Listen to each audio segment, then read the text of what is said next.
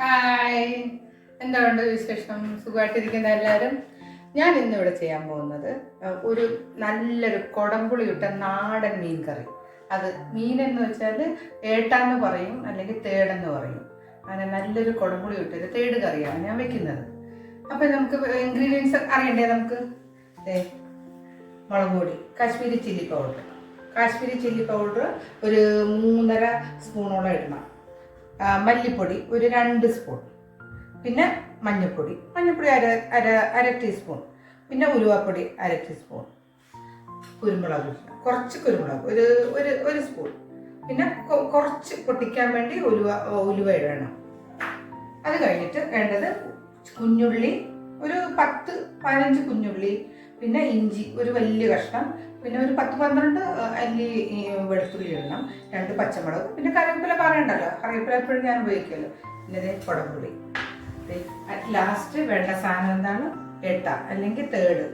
വലിയ 2 തേടാണ്. ഓക്കെ, നമുക്ക് തുടങ്ങാം. തുടങ്ങുന്നതിന് മുമ്പ് ഒരു കാര്യം ഞാൻ പറഞ്ഞോട്ടെ.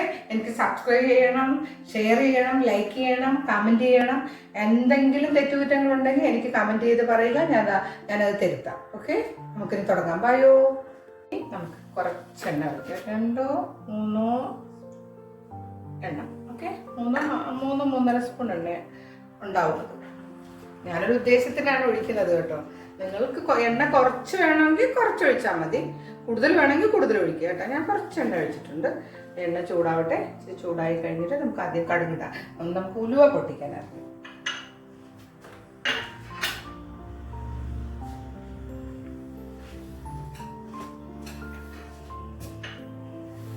കുറച്ച് ഉലുവ ഇടണേ.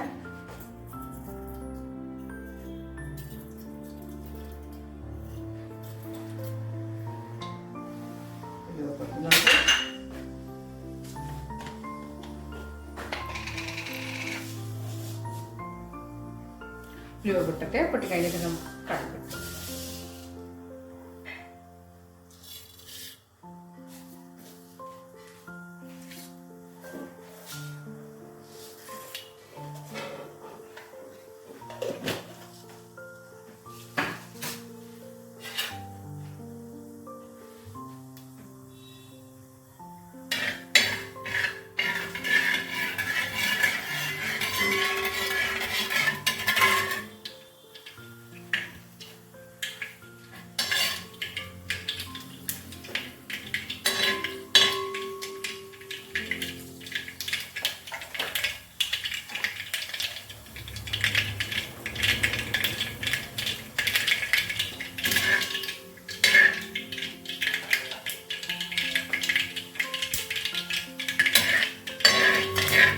കടുക് പൊട്ടിക്കഴിഞ്ഞു. കടുക് പൊട്ടിച്ചതിന് ശേഷം നമുക്ക്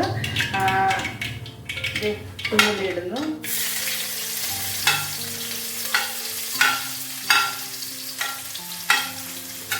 കുഞ്ഞുള്ളിയിട്ട് പിന്നെ ഇഞ്ചി കൊത്തി അരിഞ്ഞ ഇഞ്ചിയാണ് കേട്ടോ. വെളുത്തുള്ളി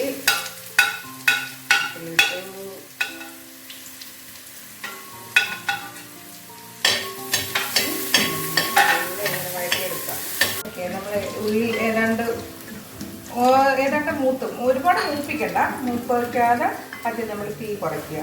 ഈ പാത്രം പെട്ടെന്ന് ചൂടായിരിക്കുന്നതാണ്. തീ കുറച്ചിട്ട് നമ്മൾ മുളക് പൊടി ഇടുക.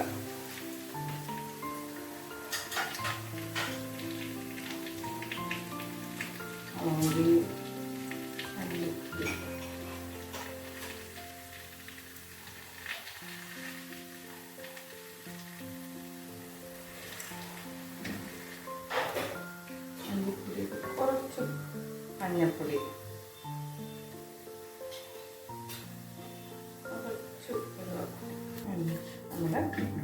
ഇതെല്ലാം കൂടെ ചെറിയ തീയിൽ നല്ലോണം കരിയാതെ ഒന്ന് മൂപ്പിക്കണം.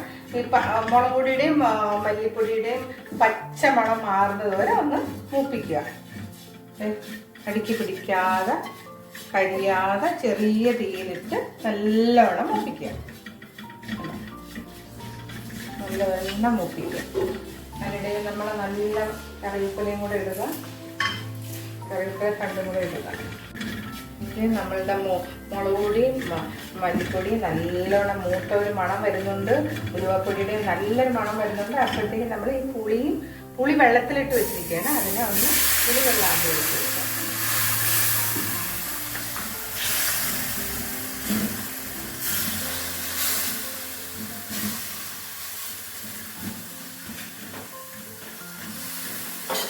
വെള്ളം ഒഴിച്ചിട്ട് ചെറിയ ചൂടുവെള്ളം.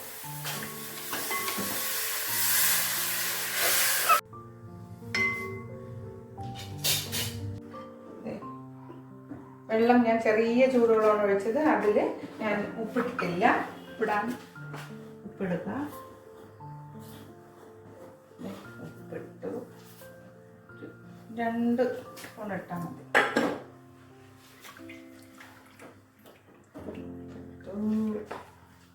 ഇനിയാണ് വേറൊരു കാര്യം. കറിവേപ്പില കുറച്ച് മേതയിട്ടിട്ട്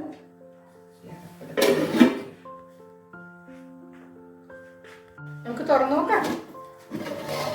അത് നന്നായിട്ട് തിളച്ച് ഉണ്ടാക്കിയിടാം കേട്ടോ.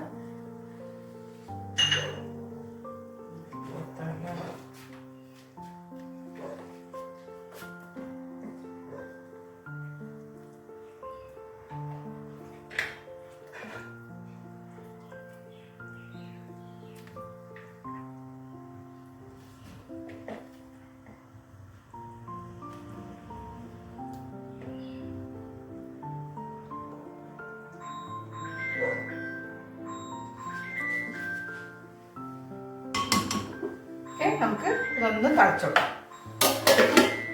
അപ്പം നമ്മളെ ഫിഷ് കറി റെഡി ആയിട്ടുണ്ട്. നമുക്ക് നോക്കാൻ തുടങ്ങാം.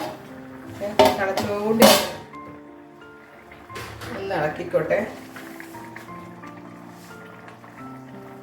പരിചയമില്ലാത്തവർ ഇങ്ങനെ ഇളക്കുമ്പോൾ മീൻ ഉടഞ്ഞു പോകും കേട്ടോ. ഇത് ഞാനത് സൂക്ഷിച്ച് ഇളക്കുകയാണ്, അല്ലെങ്കിൽ ഒന്ന് 2 കൈ കൊണ്ടും ഇങ്ങനെ ഒന്ന് ഇളക്കിയാൽ മതി ഇതോടുകൂടി. പക്ഷെ അത് ചൂടായതുകൊണ്ട് നമുക്ക് പറ്റത്തില്ല. അത് മീൻ മുറിഞ്ഞു പോവാതെ ഒന്ന് ഇളക്കി കൊടുക്കണം. ഈ തലയൊക്കെ ഒന്ന് തിരിച്ചിട്ട് കൊടുക്കണം. ഇനി മിനിറ്റൂടെ കഴിഞ്ഞിട്ട് നമുക്ക് ഓഫ് ചെയ്യാം. അതിനുള്ളിൽ നമുക്ക് കറിവേപ്പില തണ്ടോടുകൂടി നമുക്ക് ഇവിടെ ഇങ്ങനെ വെച്ച് കുറച്ച് പച്ച വെളിച്ചെണ്ണ ഒഴിച്ച് ശർക്കര